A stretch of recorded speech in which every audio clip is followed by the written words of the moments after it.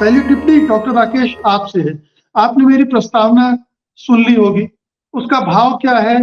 क्या उसमें आपको कोई अंतर दिखता है? जिस तरह की सक्रियता इस दौरान, खास तौर पर अब जब पीक पर है सारी चीजें, इंडिया गठबंधन में नदारद है, आपसी झगड़े ज्यादा दिख रहे हैं। क्या ये आत्मघाती राह है? बिल्कुल आत्मघाती राह अभी तो दिखाई देती है। इसे हाराकिरी भी कह सकते हैं, जापानी भाषा के शब्दों में अगर कहें। विपक्ष का जितना कुनबा है वो इस खतरे को समझ नहीं पा रहा या समझने में देरी कर रहा है कि 2024 के आम चुनाव में घंटे और दिन बाकी है, महीने कहना अब बेमानी होगा। ऐसे में अगर ये ढुलमुल रवैया रहा, न केवल ढुलमुल रवैया बल्कि मनभेद और मतभेद बना रहा, तो 2024 के बाद इनमें से बहुत सारे राजनीतिक दलों का अस्तित्व ही संकट में आ जाएगा। क्षेत्रीय दलों के सामने अपनी चुनौती है, उन्हें अपने अपने राज्यों में खुद के अस्तित्व को बचाना है, और वहां अगर वे बचाए रख पाएंगे तभी केंद्र की राजनीति में या दिल्ली में दखल देने की स्थिति में होंगे।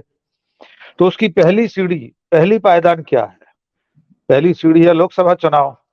और इस वक्त अगर सब हाथ से हाथ जोड़कर नहीं लड़े, हाथ से हाथ मिलाकर नहीं लड़े, तो सब डूबेंगे। इसलिए ज्यादा आश्चर्यजनक बात यह है कि जिस तरह की परिपक्वता अखिलेश यादव दिखा रहे हैं, वैसी परिपक्वता ममता बनर्जी क्यों नहीं दिखा रही। जिस तरह आज भंवर में फंसे हुए हैं अरविंद केजरीवाल, इसके बावजूद वैसी परिपक्वता क्यों नहीं दिखा रहे जिसकी आज की तारीख में जरूरत है। आपने अपनी प्रस्तावना में कहा कि राहुल गांधी अकेले हैं जो लड़ रहे हैं। निश्चित तौर पर राहुल गांधी सड़कों पर लड़ रहे हैं, लेकिन बाकी जो दल हैं उनके सामने जो चुनौतियां, उनमें से एक कल दिखाई दी, कल से अब तक दिख रही है झारखंड में। झारखंड मुक्ति मोर्चे के साथ जो सलूक हो रहा है, आपने बिल्कुल ठीक कहा कि अगर बीजेपी होती इस मौके पर इन हालात में, तो सचमुच आसमान सर पर उठा लेती। इतनी अनुगूंज होती उसके प्रतिरोध की, उसके विरोध की, कि कान फट जाते हमारे आपके।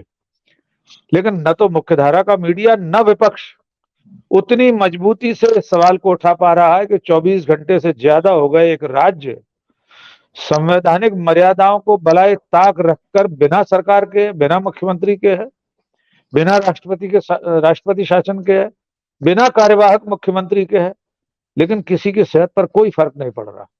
क्योंकि जो लोग सत्ता में बैठे हैं उन्होंने तो लोक लाज को, लाज शर्म को गंगा में प्रवाहित कर दिया है। लेकिन उन्हें लाज शर्म याद दिलाना और जनता के ध्यान में यह बात लाना कि दरअसल में जो कुछ हो रहा है वो अंततः जनता के ही खिलाफ है। भारतीय जनता पार्टी, नरेंद्र मोदी, अमित शाह की जोड़ी विपक्ष से नहीं लड़ रही है। अंततः उसका लक्ष्य लोकतंत्र और संविधान है, और अंत में जाकर उसकी मार जनता के ऊपर ही होने वाली है। जनता इस बात को नहीं समझना चाहती। उसे समझाने का काम प्रतिपक्ष का, विपक्ष का और मीडिया का है। मीडिया में आप जैसे जो समानांतर मीडिया के लोग हैं वे तो अपना फर्ज अदा कर रहे हैं, लेकिन मुख्यधारा का मीडिया तो उन्हीं की बांसुरी बजा रहा है जो सत्ता में बैठे लोग हैं। मैं आपकी बात से पूरी तरह सहमत हूं कि जो गठबंधन है, इंडिया नाम का गठबंधन, उसे फौरन से पेशतर जागने की जरूरत है और जाग कर उठ खड़े होने की जरूरत है। वो अगर देर करता रहेगा, हर दिन की देरी उसके लिए 2024 की राह को कठिन से कठिनतर बनाएगी।